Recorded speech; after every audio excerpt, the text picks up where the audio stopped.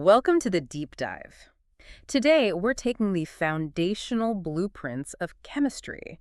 The simple dots and dashes you probably drew in high school, Right. and we're going to propel them straight into the quantum universe. It's a big jump. It is. Our mission is to really understand how we went from just counting electrons on paper to using these incredibly sophisticated quantum models. Models that explain things we see every day. Exactly. Things like why computer chips work, or, and this is my favorite, why liquid oxygen actually sticks to a magnet. Well, this deep dive is all about synthesis, really. We're connecting those practical bookkeeping rules of chemistry, Lattice diagrams, formal chart. right, and mass composition. We're connecting all that to the fundamental truth that you can only really get from molecular orbital theory and band theory. So it's a story of how science builds on itself. It's a perfect demonstration of it, Yeah. moving from what you can see and measure to the complex math that, predicts the unseen. Okay, so let's start at the very beginning. What actually makes something a compound? What are the rules? Well, a chemical compound has to meet two really strict criteria. First, you need atoms from more than one element. Okay, simple enough. And second, those atoms have to be held together by chemical bonds in a fixed, unchanging ratio. Think H0. Always 2 to 1. And historically, that definition wasn't always so clear-cut, was it? Not at all. I mean, you had Robert Boyle back in 1661 using these vague terms like perfectly mixed body. Right. It was almost a century later that Isaac Watts really gave us the distinction we still use. Yeah. Elements can't be broken down, but compounds can be into different substances. And the most basic tool we have to visualize the sticking power holding them together are Lewis structures. We have a critical entry point, the simplest picture. A single line is a shared electron pair. Dots are your unshared lone pairs. But the real trick isn't just drawing them, it's knowing the unwritten rules. That's the key insight. Lewis structures are all about getting a full valence shell. So if you're looking at, say, a nitrogen or an oxygen atom in a drawing, You have to mentally add in those lone pair dots, even if they're not drawn. you have to. You need to know where those extra electrons are hiding to satisfy the octet rule. And where they're hiding or how they're shared, that's what determines the bond type. Like the Yeah. sources lay out 4 main categories. Yep. You have covalent bonds, where electrons are shared to make molecules, Yeah. like in plastics. Okay. Then ionic bonds, where electrons are completely transferred. That creates charged ions, like in salt. The attraction there is just massive. Is. And then you have metallic bonds for intermetallic compounds and coordinate covalent bonds, which are a bit special. That's where one atom brings both electrons to the party. So what makes a bond in table salt so fundamentally different from the bond in, say, a plastic water bottle? Why even have 4 categories? It all comes down to the electron's commitment. In plastic, it's covalent. They're shared, they're localized between 2 specific atoms. In salt, it's ionic. There is no sharing. It's a clean transfer, and then you just have this massive long-range attraction between plus and minus charges. And that one difference changes everything. Everything. From melting point to whether it conducts electricity, it all goes back to that electron arrangement. Okay, let's transition to the first real accounting rule, formal charge.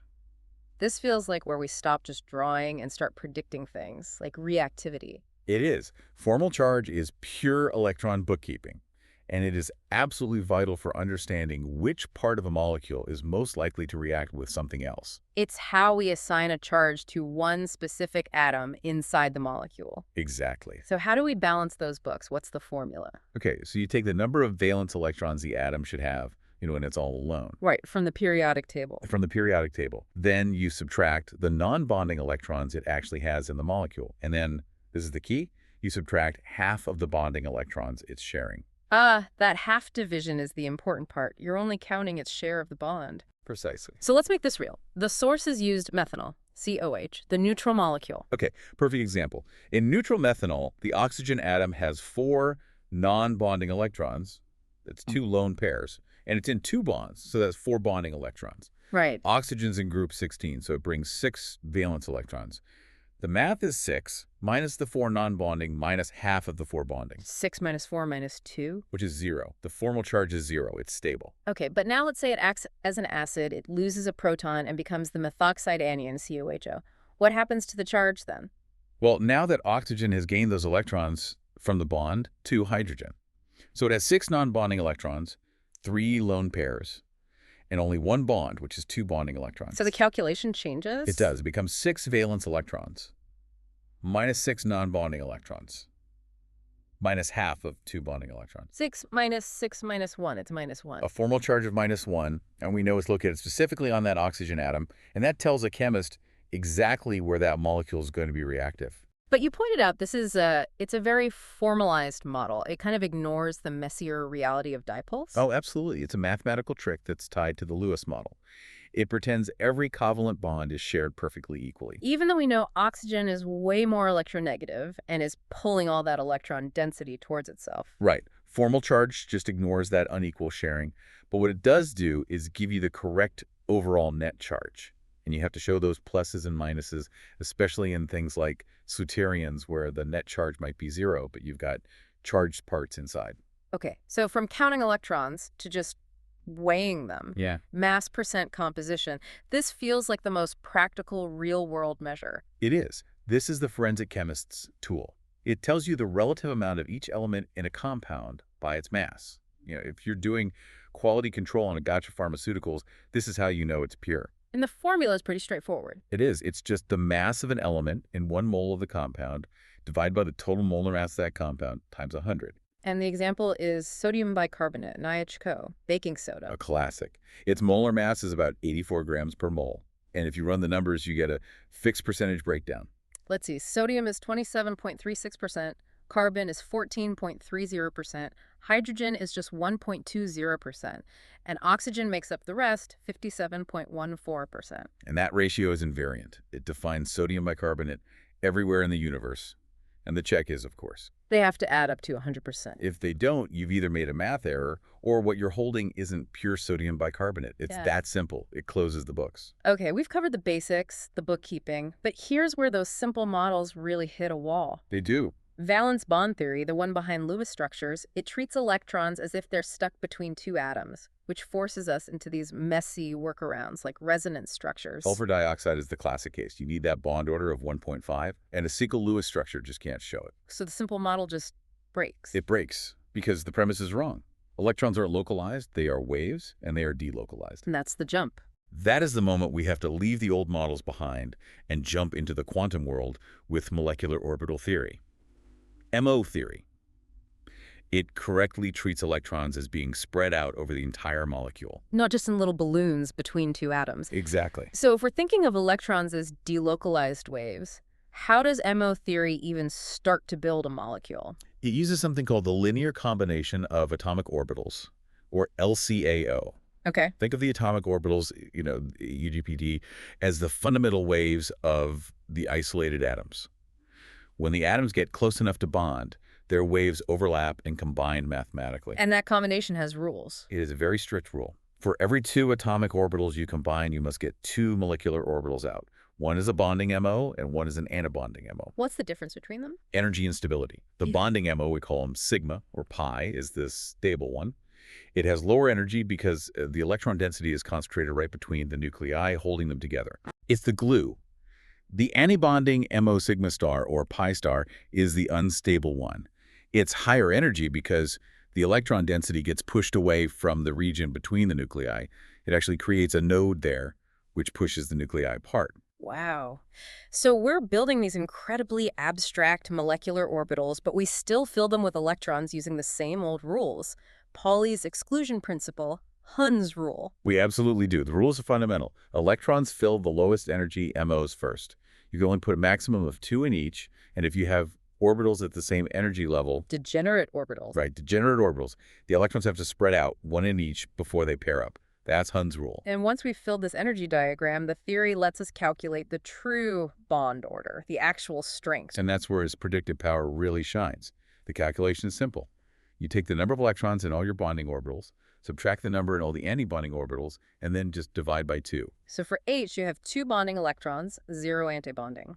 2 minus 0 divided by 2. Gives you a bond order of 1. A stable single bond. But now try it for a molecule like helium-2. It would have 2 bonding electrons, but also 2 antibonding electrons. 2 minus 2 is 0. Bond order of 0. So it doesn't exist.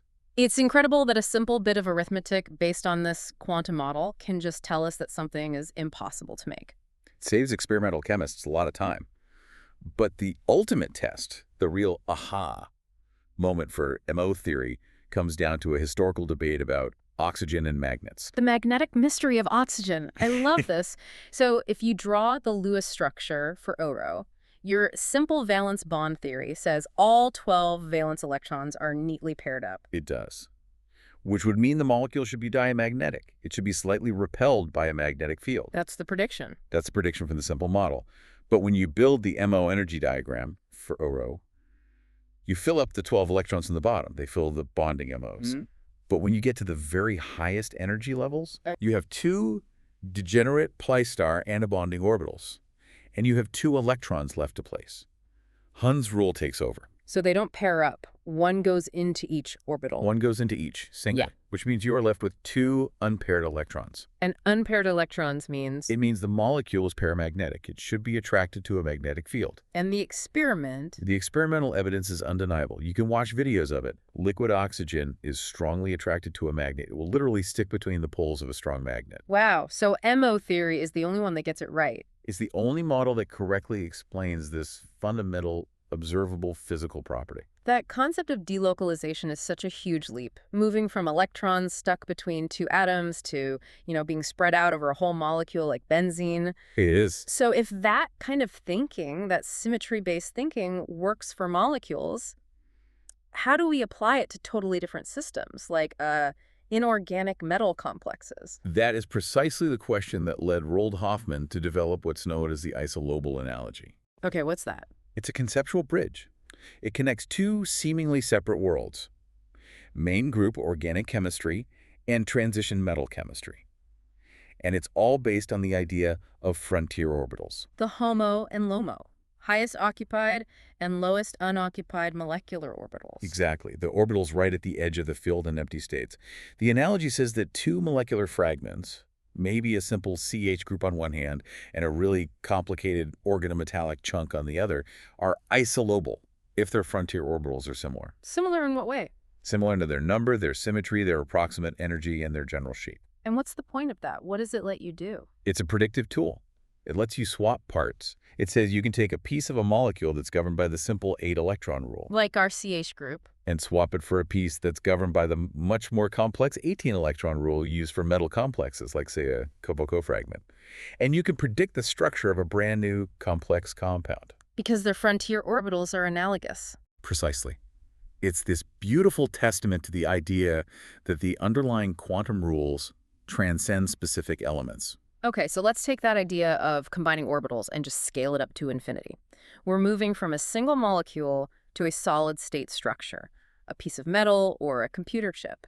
How does this apply to solids? This is where we get to band theory. Yeah. In a solid, like a crystal, you have this immense number of atoms all packed together. Avogadro's number, basically. A truly huge number. And when all their atomic orbitals combine, the resulting molecular orbitals are so numerous and their energy levels are so incredibly close together that they effectively merge. They form continuous regions of energy, or bands. And there are specific bands that we care about most, right? 2 primary ones. The valence band, which is the highest energy band that has electrons in it. You can think of it as the collective HOMO of the entire solid. Okay. And then there's the conduction band. That's the next available band up, the lowest energy band that's usually empty. It's like the collective LUMO. And the space between them is the key. The space between them is everything. We call it the band gap, or AJA. And the size of that gap dictates whether something is a conductor, an insulator. All of it. In a conductor, like a metal, the valence band is only partially full, or it overlaps with the conduction band. The band gap is essentially 0. So electrons can just move freely? Instantly. They're already in accessible states. Now, in an insulator like diamond, the valence band is completely full, and the band gap is enormous. 5.47 electron volts for diamond. It takes a huge amount of energy to get an electron across that gap. So much energy that at normal temperatures, there's basically 0 conductivity. And that leaves semiconductors, the heart of all our electronics, sitting right in the middle. Exactly in the middle. A semiconductor like silicon also has a full valence band, but its band gap is small, only about 1.2 electron volts. Just small enough. Just small enough that at room temperature, thermal energy can kick a small number of electrons up into the conduction band. And that allows for the limited, and more importantly, the controllable conductivity that we need for transistors and computer chips. Band theory is literally how all your solid-state technology works. We have really traveled the full spectrum today, from, the two-atom bond all the way to this massive delocalization in a solid that determines whether your phone turns on. It's quite a journey. It just shows that chemistry really requires these layers of increasingly abstract and powerful quantum models to get at the truth of how things are structured. Indeed. And while these models are incredibly predictive, even the best ones have their limits. Like what? Well, take superconductivity. The main theory for traditional superconductors, BCS theory, it predicted a hard theoretical limit for how warm they could be and still work around 30 or 40 Kelvin. Okay, incredibly cold. Right. And yet, scientists have since discovered these high-temperature superconductors that work well above 77 Kelvin, the temperature of liquid nitrogen. So the theory is incomplete. It shows there are still these fundamental, really complex electron interactions happening in solids that our current orbital and band theories just haven't fully explained yet. So here's a final provocative thought for you to chew on. If chemical bonding is understood through this progression of more and more complex quantum models, from Bohr's simple atom all the way to delocalized bands in a solid, fundamental truth about how electrons pair and interact in materials remains unexplained by our current theories, and what revolutionary new concept is waiting out there to be discovered that can finally bridge that profound scientific gap? A fascinating question. We'll leave you with that mystery to explore. Thank you for diving deep with us.